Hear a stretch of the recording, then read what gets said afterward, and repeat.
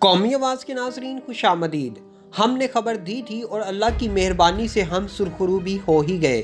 Social media کے تمام چھوٹے بڑے چینلز پر یہی خبریں چلائی گئیں کہ OIC میں کشمیر ایشو سے متعلق بھارت کو ایک دفعہ پھر بڑی کامیابی مل گئی ہے۔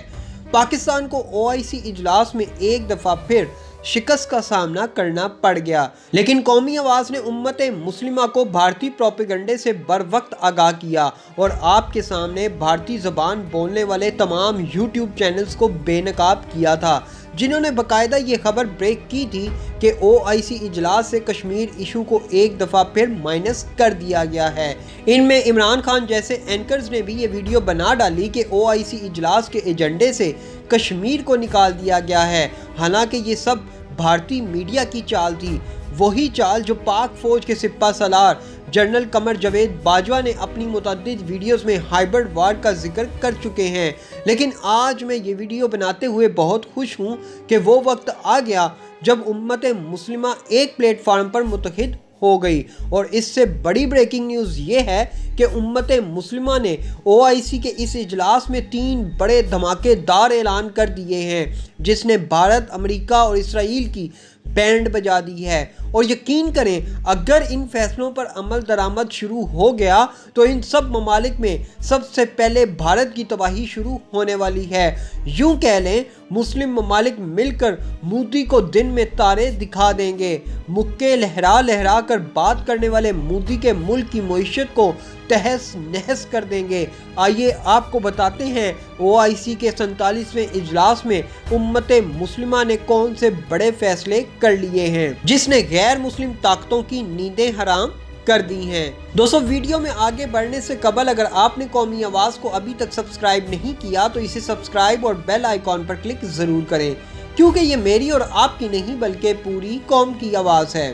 پہلا ہی فیصلہ امت مسلمہ کے لیے انتہائی طاقتور فیصلہ ہے، اور ہم اپنی متعدد ویڈیوز میں یہ دعویٰ کر چکے ہیں کہ پاکستان خطے کا چودھری بننے جا رہا ہے۔ تو جی ہاں، OIC کے 47ویں اجلاس میں پاکستان کو امت مسلمہ کی بہت بڑی ذمہ داری مل گئی ہے۔ اگلے سال OIC کے سالانہ اجلاس کی نمائندگی اب کہیں اور نہیں، پاکستان کے اسلام آباد میں ہوگی، اور یوں بھارت کا وہ خواب جس میں اس نے سوچا تھا کہ پاکستان کو دہشت گرد ملک ڈکلیئر کروا کر غیر ملکی سربراہوں کی آمد روک دیں گے، وہ سب خواب پاکستان ایک ایک کر کے چکنا چور کرنے جا رہا ہے۔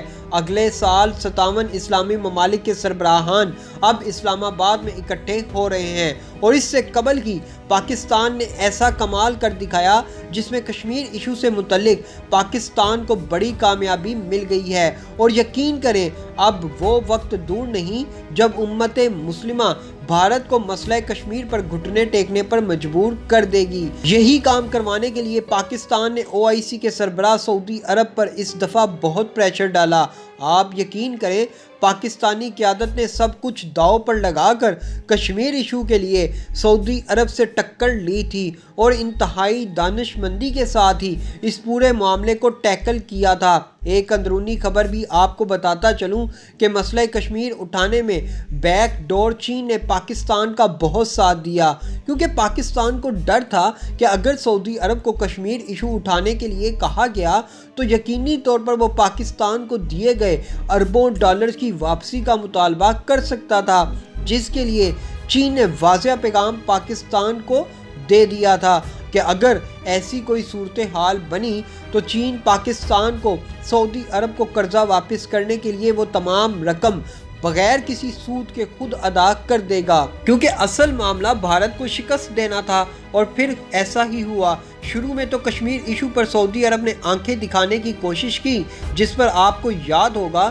شاہ محمود قریشی نے سعودی عرب کو 2 ٹوک پیغام بھی دیا تھا کہ پاکستان اب کشمیر ایشو پر کسی بھی ملک سے ڈکٹیشن نہیں لے گا، اور پاکستان نے واضح کیا تھا کہ سعودی عرب کو اب مسئلہ کشمیر پر اپنی واضح پالیسی دینا پڑے گی۔ اور پھر آج وہ دن آ گیا جب پاکستان اور چین کی مشترکہ حکمت عملی نے کام کر دکھایا۔ आया और मसला कश्मीर को उम्मत मुस्लिमा के सबसे बड़े प्लेटफार्म पर उठा दिया गया।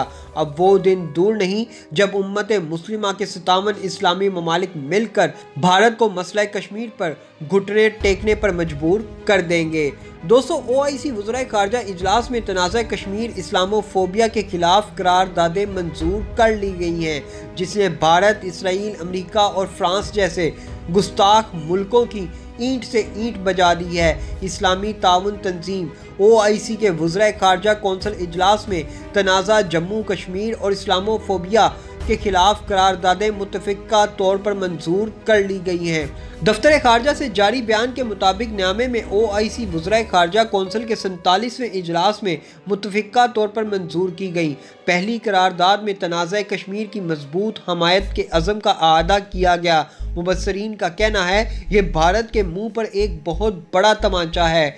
OIC ने भारत के 5 अगस्त 2019 के यकतरफा और गैर कानूनी इक़दामात को यकसर मुस्तरद कर दिया और करारदाद के ज़रिए भारत से मुतालबा किया कि वो गैर कश्मीरियों को डोमिसाइल सर्टिफिकेट के इजरा के साथ दीगर यकतरफा और गैर कानूनी इक़दामात मनसूख करे। इन इक़दामात में Jammu Kashmir reorganisation order 2020, Jammu Kashmir grant of domicile certificate rules 2020, Jammu Kashmir language bill 2020 और ज़मीन की मलकियत से मुतल्लिक कवानीन में तरमीम शामिल है। OIC इजलास में पहली दफ़ा भारत के खिलाफ इंतहाई सख्त ज़बान इस्तेमाल करते हुए पूरी दुनिया के सामने भारत का मकरूह चेहरा बेनकाब कर दिया गया। ऐसे कह लें, इस दफ़ा OIC इजलास में मुस्लिम ममालिक की तरफ से ऐसा लग रहा था कि सब के सब मुस्लिम ममालिक भारत के खिलाफ आग बगोला थे और सब ने ही इंतहाई ज़बरदस्त तरीके से भारत को खड़ी खड़ी